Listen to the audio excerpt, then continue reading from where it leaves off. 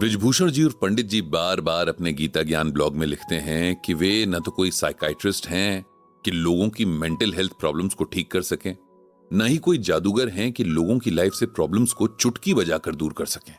Blog लिखने या video channel बनाकर गीता ज्ञान का प्रचार करने के पीछे उनका सिर्फ एक ही मकसद है, और वो ये है कि जो समझ उन्हें गीता ज्ञान से मिली है, जिसकी वजह से उनकी लाइफ बेटर हुई है और एक इंसान के तौर पर उन्होंने खुद में बहुत इंप्रूवमेंट महसूस किया है, उसे सब में बांटना ताकि सबकी लाइफ इजी और बेटर हो, सब सुखी हो और दुनिया में शांति हो। इस डिस्क्लेमर के बाद भी लगभग हर दिन पंडित जी के पास ऐसे ईमेल्स आते रहते हैं जिनमें लोग अपनी लाइफ की प्रॉब्लम्स का सॉल्यूशन पंडित जी से मांगते हैं। उनकी बातों में एक उम्मीद छिपी रहती है कि पंडित जी उन्हें गीता ज्ञान से कुछ ऐसा बताएंगे जिससे उनकी प्रॉब्लम एकदम से दूर हो जाएगी। ऐसा ही एक मेल पंडित जी को आज भी मिला है। भेजने वाली एक लेडी हैं और उन्होंने अपनी एक ऐसी प्रॉब्लम का सॉल्यूशन पंडित जी से श्रीमद् भगवत गीता से ढूंढने को कहा है जिससे वे बहुत परेशान हैं, और उनके साथ उनकी फैमिली, खासकर उनके बच्चे भी बहुत परेशान हैं। ये मेल कुछ इस तरह से है।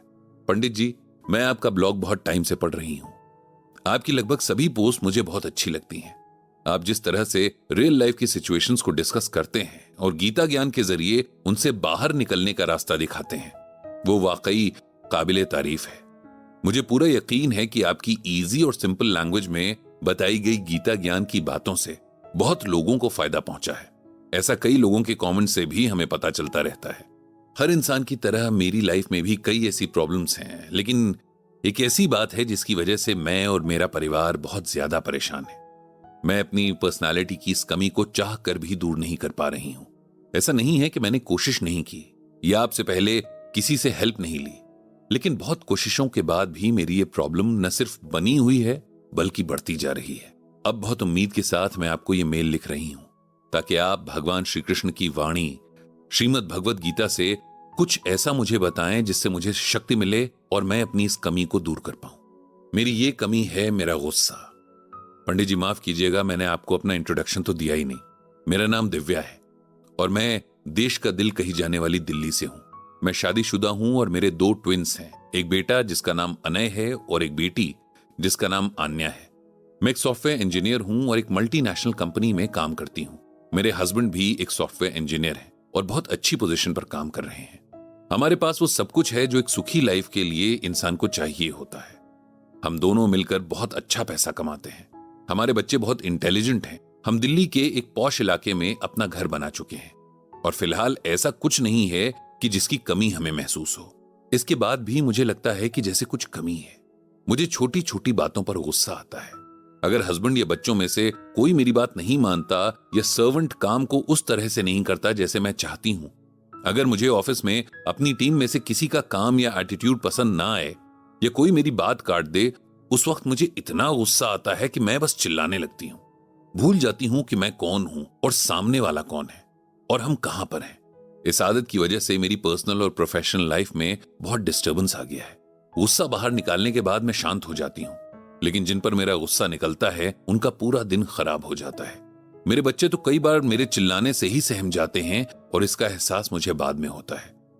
कई बार मैं बाद में उनसे माफी भी मांगती हूं, लेकिन तब तक तो बात खराब हो चुकी होती है। पंडित जी, ऐसा नहीं है कि मैंने खुद को कंट्रोल करने की कोशिश नहीं की है।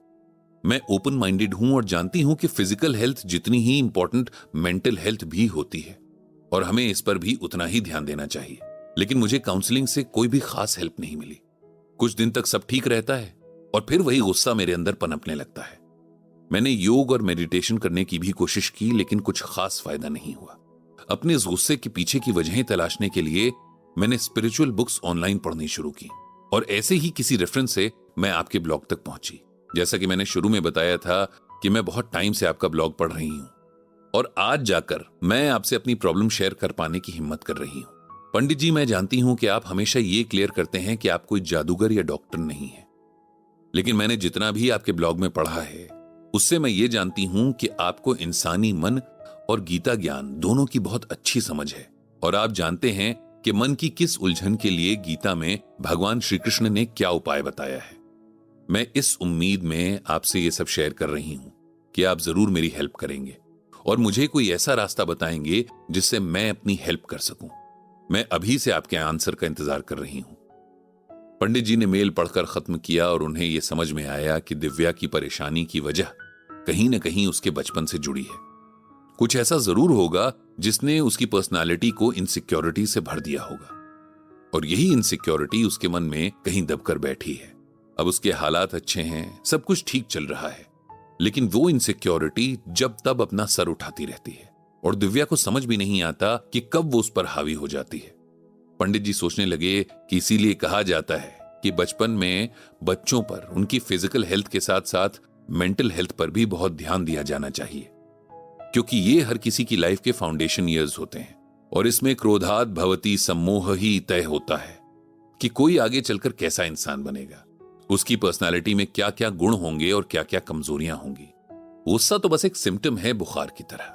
जिस तरह बुखार आने का मतलब बॉडी में कहीं न कहीं इंफेक्शन का होना है, उसी तरह अगर किसी को बात बेबाद गुस्सा आता है तो इसका मतलब है कि उस इंसान के मन में बहुत कुछ जमा हो रखा है और बाहर निकलने का गलत तरीका उसे मिल गया है। पंडित जी ने सोचा कि दिव्या को एक एडवाइस से फर्क नहीं पड़ेगा। जब तक उनके मन में छिपी इनसिक्योरिटी को एड्रेस नहीं किया जाएगा, तब तक कोई काउंसलिंग या मेडिटेशन उसे हेल्प नहीं कर पाएंगे। इनसिक्योरिटी इंसान को खोखला कर देती है, उसकी तमाम अच्छाइयों पर हावी हो जाती है। गुस्सा करने वाला चाहे कितना भी अच्छा इंसान हो, लेकिन उसकी इस एक कमी की वजह से लोग उसकी हर अच्छी बात भूल जाते हैं। गुस्सा इंसान को दीमक की तरह अंदर ही अंदर खाता जाता है। श्रीमद् भगवद गीता में भगवान श्री कृष्ण ने कहा है कि क्रोधात भवति सम्मोहः, सम्मोहात् स्मृति विभ्रमः, स्मृति भ्रंशात् बुद्धिनाशो, बुद्धिनाशात् प्रणश्यति। यहां भगवान श्री कृष्ण अर्जुन से कहते हैं कि हे अर्जुन, गुस्से से मोह पैदा होता है और मोह में हम बहुत कुछ भूल जाते हैं। इस भूल जाने से बुद्धि का नाश होता है और बुद्धि के नाश होने से इंसान ही खत्म हो जाता है। पंडित जी ने दिव्या को रिप्लाई किया कि वे उससे बात करना चाहेंगे। अगर उसे कोई प्रॉब्लम ना हो तो वे उन्हें कॉल करें, क्योंकि बिना बात किए इस प्रॉब्लम का सलूशन नहीं निकल सकता है। इसके बाद पंडित जी ने भगवान श्री कृष्ण से सबके मन को शांति देने की प्रार्थना की।